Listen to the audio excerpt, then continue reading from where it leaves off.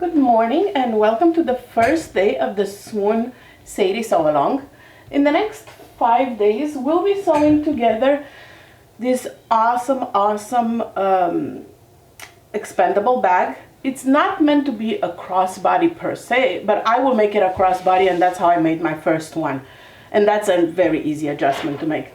So first day, as always, is reserved to printing the pattern and cutting the fabric. This pattern must be opened in Adobe Reader and printed at 100% scale or actual size. Do not make it fit to page or anything like that in auto landscape or portrait mode. So once you print your pattern, tape your pieces together, and you have pieces of paper patterns for every one but the shoulder strap and the strap connector, which are measurements given in the pattern on, I believe, the 3rd page. And that's the only thing that I modified from the pattern. The pattern gives you a total of 20 inches by 4 for the strap, because it's just a fixed strap. But because I want to make mine a crossbody, I cut mine at 54 by 4. I usually do for a crossbody that's adjustable 56, but the cork that I had that I'm using is 54 inches long. So I just did the length of the cork by 4, and that's pretty much all the changes. The rest it's the same. So for let's start talking a little bit about a pattern and the pieces. I'll go over them. Then we'll cut quickly. Some of them I already cut before I started videoing, and then I'll interface. Today is probably the longest day out of all of them, because I find that printing, cutting, it's tedious, but it's easy. So just put a movie or some music in the background and start cutting. For this sew along, I'm using this awesome Haunted Castle fabric. It's the backstitch from the Halloween round that opens this Friday, April 24, on in the backstitch group and online. So this is what I'm going to use for my main print. I also have a panel that I'll be using for the flap. I haven't cut it yet because I wanted to show it to you guys.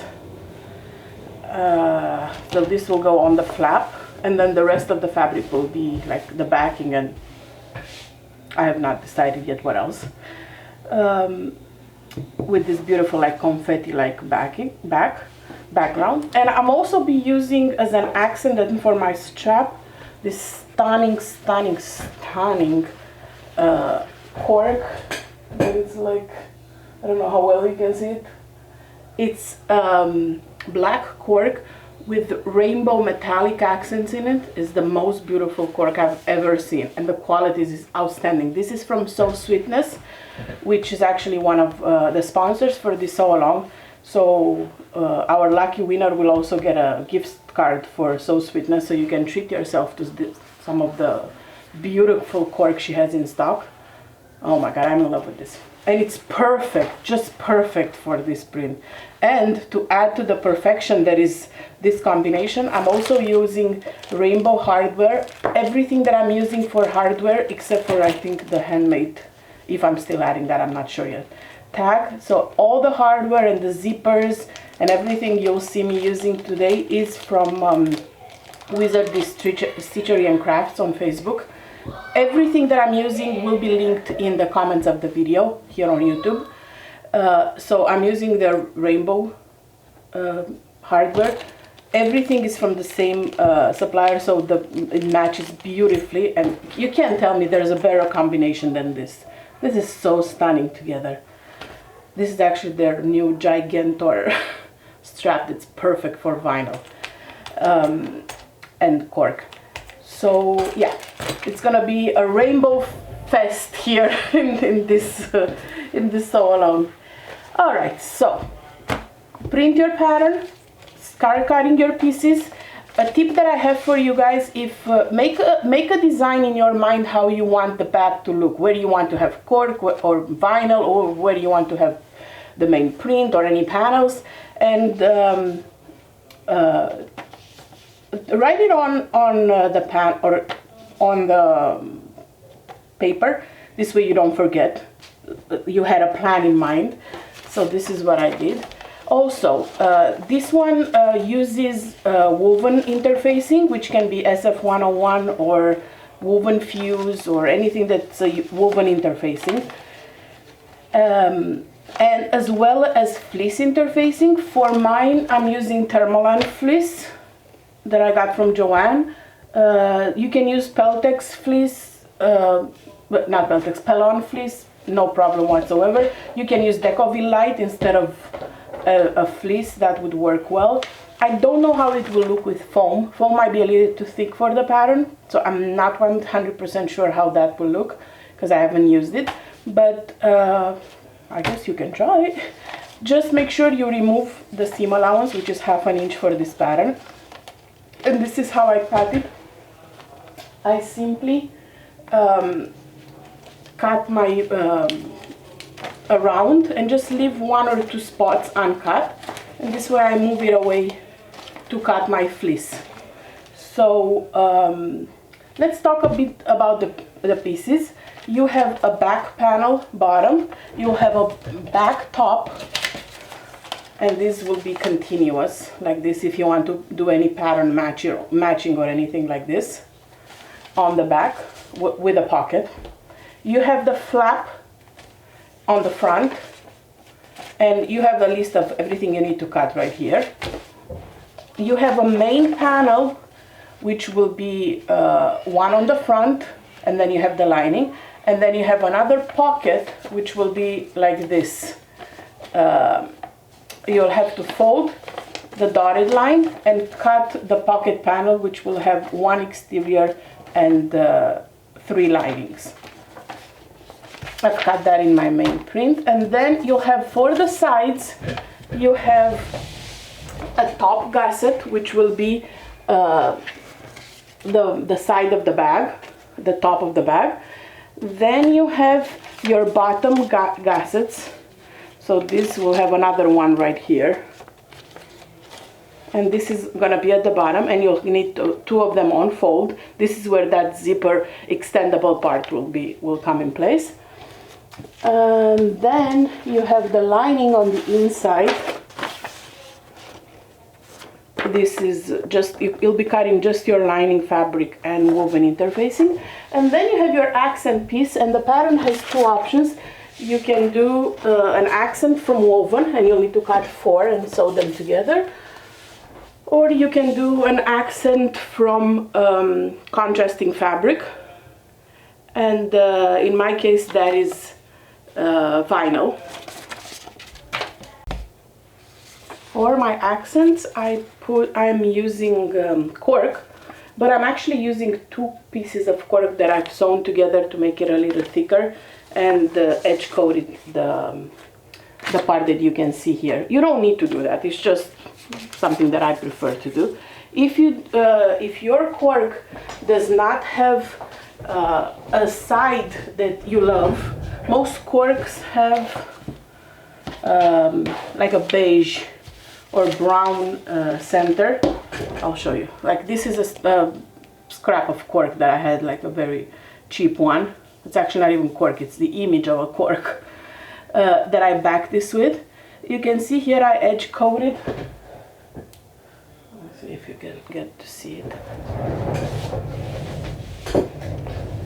So I use edge coat because you can see what I didn't. So this is the part that you see, it's where I use the coat. And on the side and the back, those that will be enclosed in the seam allowance, I did not use it. So you can see the difference. Sarah's cork is black, so it would have worked perfectly because my accents are black on this bag, so I wouldn't have needed. But let's say you have like cork that's beige and you don't want this edge, you can definitely use edge coat, and you just paint it on, let it dry, and you're good to go. It's not difficult. Everything that this is like a painting thing, and this is edge coat. Both of them I got on Amazon. I can link them if you guys want them. But this just adds a nice touch to the edge, so it's one color, and this comes in many colors. super easy to do. There's videos on YouTube that you can see how it's done. I think even Sarah has one. If you need me to do one, I'll do one. But it's super easy to apply edge coat to it. You just need to make sure you let it dry. So see, it adds like a better finishing touch, because instead of having this, it looks like this when you can see the edge. Same thing for like straps or stuff like that. All right, so I will start cutting. I have most of my fabric already cut.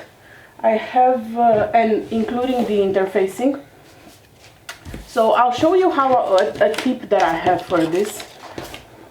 I like to use my, to cut my interfacing first, like the woven interfacing, and then use that as my guide,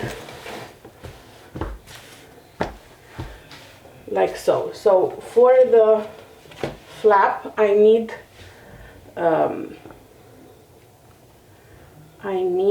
one flap and one lining. Both will be from this fabric. So I'm gonna go ahead and find the center. Okay, I see where the center of the castle is, and this way I get to see where my image is. So I will cut around this, and I can actually see through it. So I find when I have a lot of pieces that it's easier to just cut my interfacing first and then use my interfacing as a shape to cut around it. Because most pattern pieces are like on fold, and this will give me the whole piece since I've already cut my interfacing.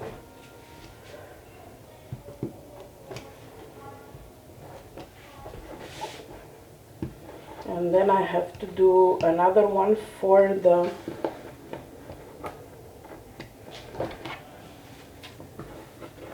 perfect size. This graphic is perfect size for the flap.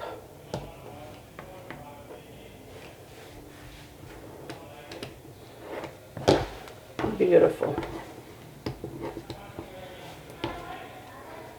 All right, and I think I'm gonna do the lining from the same fabric. A tip that I have for you, if you have a directional print, make sure that your fabric faces the same way as your writing on the pattern pieces, because usually designers write on the pattern pieces the way they should look like, except when it's a horizontal piece, obviously. So I know not to put my flap like this, because with a flap like this I know it won't be in the right spot. And also, if you're doing my style, if you're using the pattern piece to cut, make sure you use the woven one, not the fleece, because the fleece has the seam allowance taken out.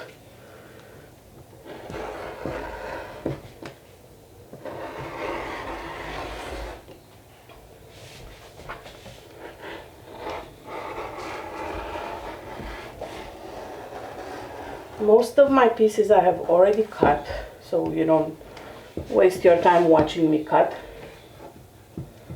And I'm gonna go ahead and interface them. For interfacing, I love my heat press. I always interface with my heat press because it's super quick, it's like uniform, it makes the process super speedy, and yeah, you don't need to stay, and you don't have any marks from the ironing machine. It's amazing. Like, if you can splurge for a heat press, do so. Like, I've used my heat press 95% of the time for making bags, and the rest of the 5% for making actual t-shirts with vinyl. So these are cut. I think most of the pieces are already cut. The only thing that I had left to do was that flap, and I think we are good to go. I'm gonna go ahead and interface everything and come back, and we'll do a run through to all the pieces that we have with interface and with the hardware, and make sure we have everything ready to start sewing tomorrow. Alright, so all the pieces are cut and interfaced. So I'm gonna do a walkthrough of everything we have to have ready before tomorrow, and then snap a picture and post it in the day one comments of the Sadie Sew Along album. I also want to make two mentions regarding the measurements in the pattern that I've noticed the first time and the second time I made this. So I will talk about that when I get to it. You have one peekaboo gusset. This is the part that you'll see when you open the zipper at the bottom. So in my case I wanted to go with the main print, but whatever you decide, this is the piece that's interfaced with 101. You decide what you want the peekaboo to be when you open it. Then you have your flaps, your flap, which is one main piece and one lining. And I think I realized I put the fleece on the wrong side. It's fine, no big deal. The fleece should be on the one on the outside. I might actually go put a second fleece after this. And the lining should not have one. In my case, I just realized now that I fleeced the lining, but no big deal. They're all gonna be sandwiched like this. So not the end of the world. So this is the flap, two pieces, one main, one lining, both interfaced with 101, the main interfaced with fleece as well. Then you have three big pieces. One is the exterior, which has fleece and 101, and two are the lining, which just have 101. In my case, it's the same fabric because I couldn't get enough of this print. But your lining might be just a solid or something you had there. So in my case, it's the main print. But you'll know which one is the main because you should have interfaced that with fleece on the back. Then you have pockets, and the pockets will be one main and three linings for the pockets. In my case, they're all the same fabric, all of them interfaced with 101. There are four pieces of the pockets, which are shorter, the same width as the bigger pieces, but shorter. So you have four of them all interfaced with 101. Then you have the lining. I had some scrap of the panel, so I used them for the side of the lining. So this is going to be the lining in the back. And it's just interfaced with 101. And then you'll have the back of the fabric. Oh, see, this one I need to reattach. It didn't stick well. I need to reattach that. Let me just start off my heat press. So check that. Let's make sure that all the fleece is see here, it didn't stick, but no big deal. I can just press it one more time. So this is the back piece, and the back piece in my case is the main print, a top part, a bottom. The top has just 101 and the bottom has fleece interfacing as well. Then you have your zipper pieces, and these are two pieces that have a straight edge and then a curved edge. The straight edge is where the zipper will be, and the curved edge will be on the back. So this is going to be the bottom and a little bit of the sides of the bag. So you have two of them. If you've used woven or cotton lycra, this will have 101 interfacing too. In my case, it's cork, so it's just the cork itself.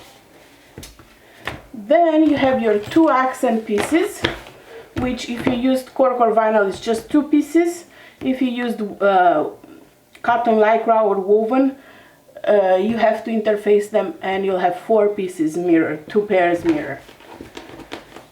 First mention that I wanted to make is that when you cut your expandable piece, see this one, the first one I went over, it says in the pattern to cut one contrasting, which means the peekaboo fabric that I chose, and two woven interfacing.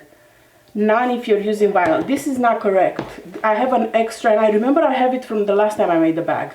This is extra, so it's only one woven and one contrasting. You don't need two of them. So this is something you might want to correct in the pattern to have it corrected for next time you make the bag, because I promise you'll make more than one. So this is only one. So this is the first thing that I wanted to mention regarding the pieces. You only need one woven interfacing that will go to this piece, and that's it. This is extra.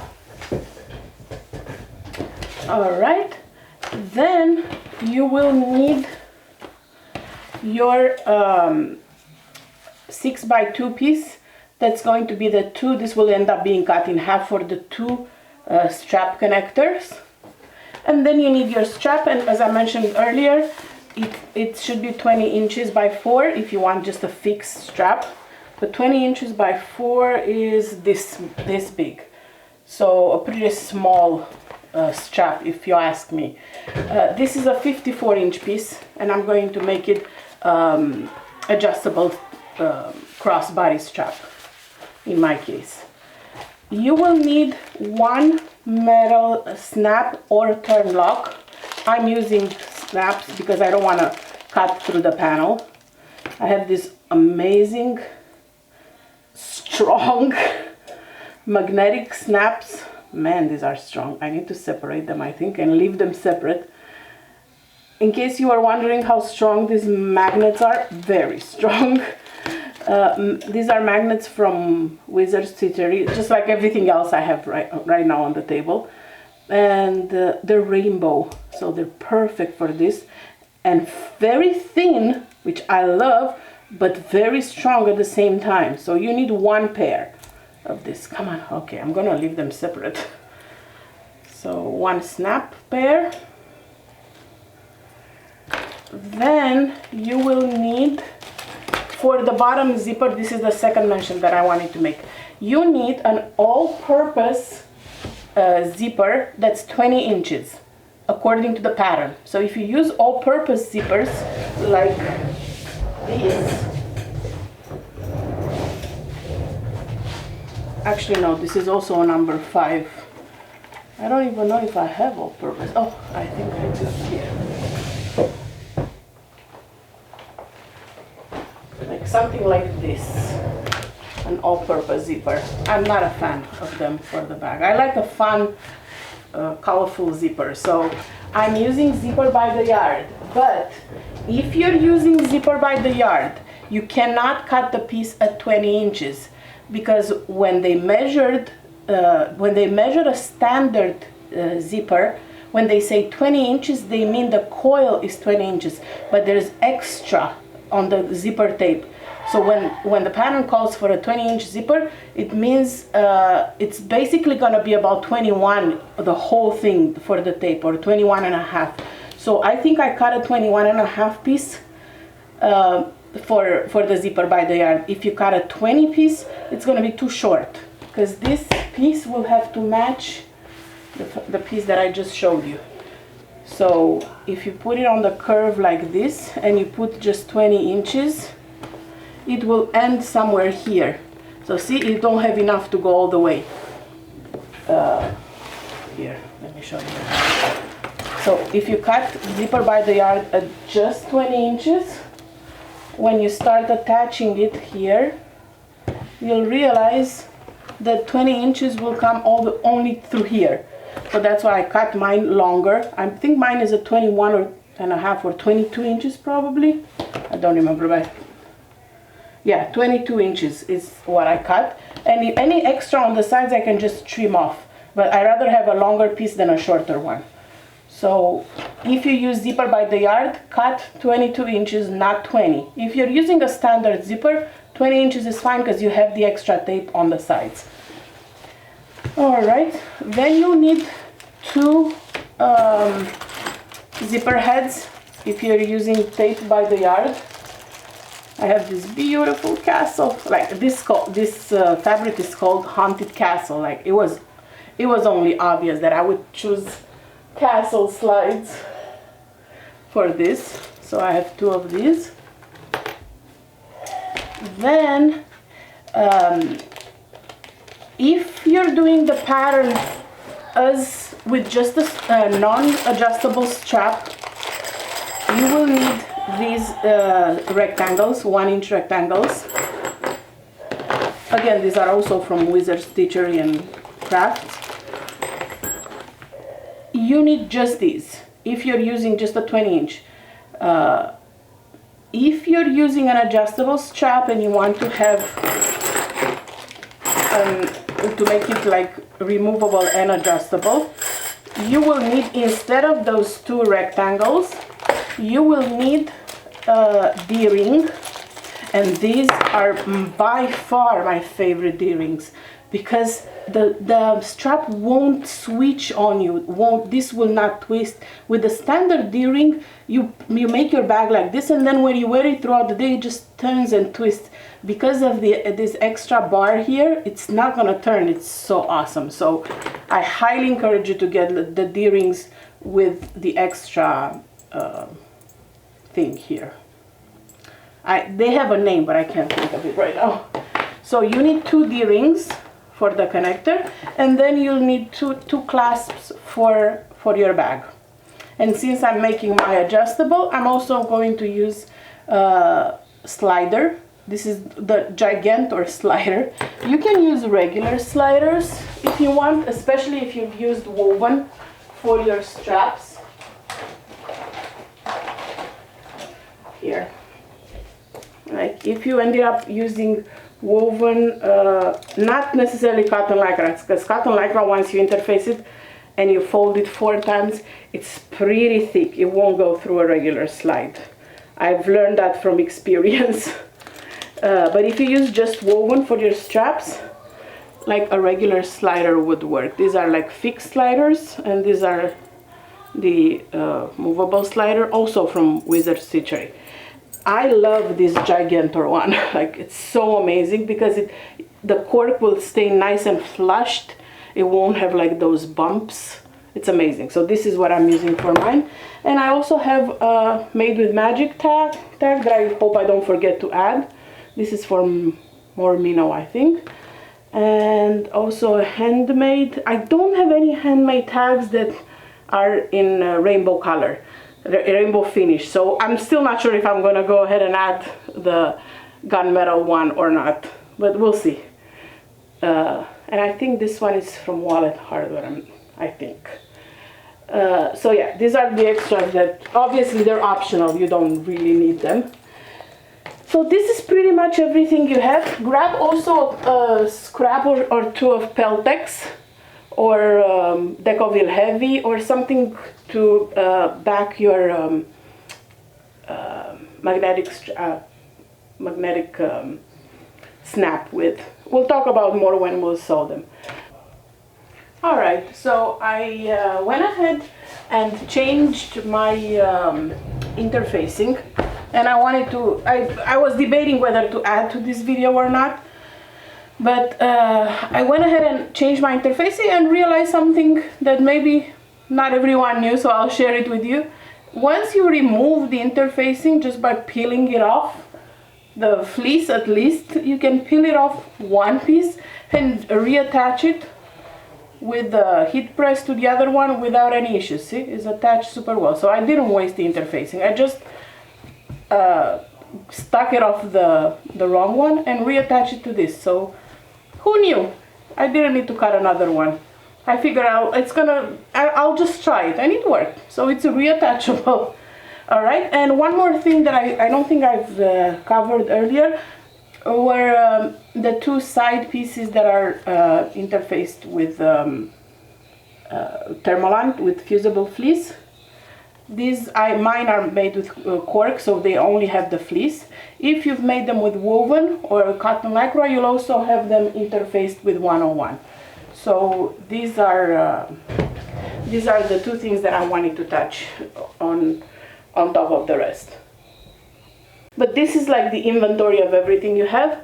Go ahead and snap a picture of your cut fabric and everything ready for tomorrow. Post it in the comments of day 1, and I will see you back here for day 2 when we'll do steps 2 to 5 from the pattern. Talk to you guys soon. Bye.